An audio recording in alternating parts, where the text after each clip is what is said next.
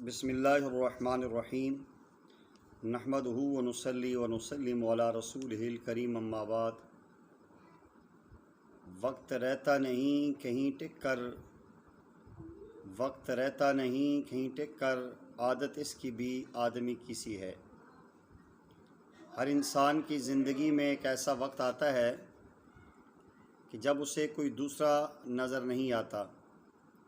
یہی وہ موڈ ہوتا ہے جو ہر دو انسانوں میں فرق کرتا ہے۔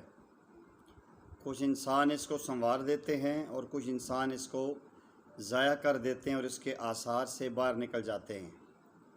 نکھرتا اور سنورتا وہی انسان ہے جس کا ایمان مضبوط ہو اور جو اپنی غلطیوں سے سیکھے۔ جن کا ایمان پختہ ہوتا ہے وہ اپنے حالات کے تقاضوں سے شکوے نہیں کرتے۔ ہاں، تکلیف سے ضرور انہیں مسائل تو ہوتے ہیں، لیکن وہ اس پہ استقامت مانگتے ہیں اور آگے بڑھتے ہیں۔ جن کا ایمان کمزور ہوتا ہے وہ حالات سے متاثر ہو جاتے ہیں اور حالات کے متاثر ہونے کے بعد ان کا یہ وقت ضائع ہونا شروع ہو جاتا ہے۔ دراصل قصور اس میں کسی اور کا نہیں ہوتا، انسان کا اپنا ہی ہوتا ہے کہ انسان کی اپنی خواہشات لامحدود ہوتی ہیں اور لا حاصل چیزوں کے حصول کی خواہش اس کے دل میں پیدا ہو جاتی ہے، اور وہی انسان ایسی چیزوں کو حاصل کرنے کے لیے جن کا کوئی فائدہ نہیں ہے اپنے وقت کو ضائع کر دیتا ہے۔ وہی دن سے رات، رات سے دن کا وہی سفر خضر اسی انداز میں اس کا گزر رہا ہوتا ہے۔ سورج طلوع ہوتا ہے، غروب ہوتا ہے، وہی چاند کی چاندنی رات کو تاریکی سے نکالتی ہے اور روشنی بکھیرتی ہے۔ پرندوں کا رزق ہی تلاش کرنے میں صبح جاتے ہیں اور شام کو اپنے پوٹے بھر کے آتے ہیں۔ ایک شاخ سے منڈاتے ہیں، دوسری شاخ پہ چلے جاتے ہیں اور شام اپنے گھونسلوں کا رخ کر کے واپس آ جاتے ہیں۔ اب سوچنے کا مقام یہ ہے کہ ہم حالات کو بہتر کیسے بنا سکتے ہیں اور کیسے ہمارے حالات بہتر ہو سکتے ہیں۔ دنیا میں ہر چیز رہ رہی ہے اور اپنے ایک شیڈول میں چل رہی ہے، تو ہمیں بھی چاہیے کہ ہم بھی اپنے حالات کو بہتر کریں۔ چند باتوں کے اگر ہم غور کر لیں تو ہمارے حالات بہتر ہو سکتے ہیں۔ سب سے پہلے کہ ہم اپنے رویے میں مثبت رویہ اختیار کریں۔ ہمارا وقت اور حالات کس رخ کی طرف جا رہے ہیں اور کون سا رخ اختیار کر رہے ہیں، یا ہمیں خود غور کر کے سوچنا چاہیے کہ جیسا بیج ڈالیں گے ایسی فصل تیار ہوگی۔ اگر ان حالات سے مقابلہ کرتے ہوئے اپنے آپ کو اعمال صالحہ سے مزین کریں گے تو انشاءاللہ العزیز یہ مثبت سوچ اور کچھ کرنے کا جذبہ دل میں ہوگا تو انشاءاللہ ہمارے حالات بھی بہتر ہوں گے اور ہم کچھ کر بھی لیں گے۔ تو سب سے پہلے چیز مثبت رویہ اختیار کریں۔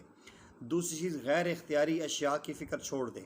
کچھ چیزیں ایسی ہوتی ہیں انسان کے اختیار میں ہوتی ہیں اور کچھ چیزیں ایسی ہوتی ہیں جو انسان کے اختیار میں نہیں ہوتی، لہٰذا اس معاملے میں اللہ پہ توکل کرنا چاہیے اور بہتری کی دعا کرتے رہنا چاہیے۔ وہ دن ضرور آئے گا جب حالات آپ کے موافق ہو جائیں گے، تو اس لیے کوشش کریں کہ جو غیر اختیاری چیزیں ان کو چھوڑ دیں۔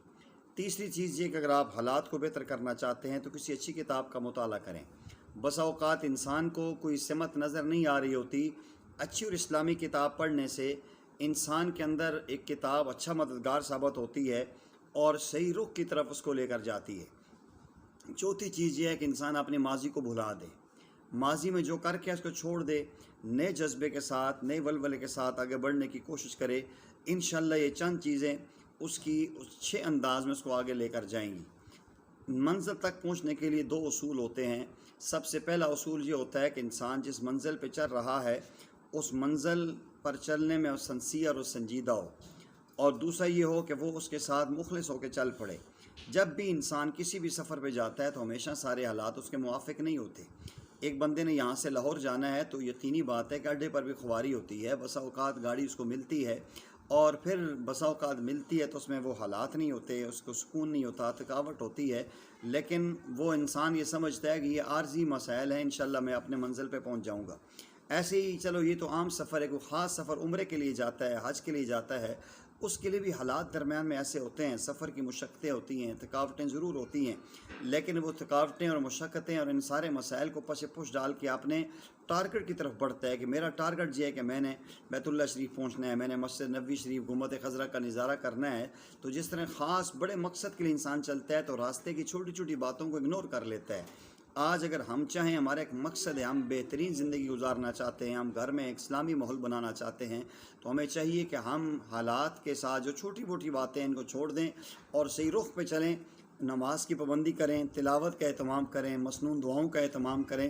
انشاءاللہ العزیز ہمارے حالات بہتر ہو جائیں گے، اور پھر ہم اپنے مشعل راہ، اپنے بڑوں کی طرز زندگی کو سامنے رکھیں کہ ہمارے اکابرین، ہمارے اسلاف کیسے گزرے ہیں۔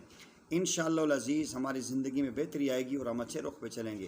اللہ جل جلالہ سے دعا ہے کہ اللہ تعالیٰ مجھے آپ کو صحیح معنوں میں اپنے حالات کو قرآن و سنت کی روشنی میں سنوارنے کی توفیق عطا فرمائے، اور وقت اور حالات کی تنقید سے مرغوب نہ ہونے کی ہمیں توفیق عطا فرمائے۔ وما علینا الا البلاغ المبین۔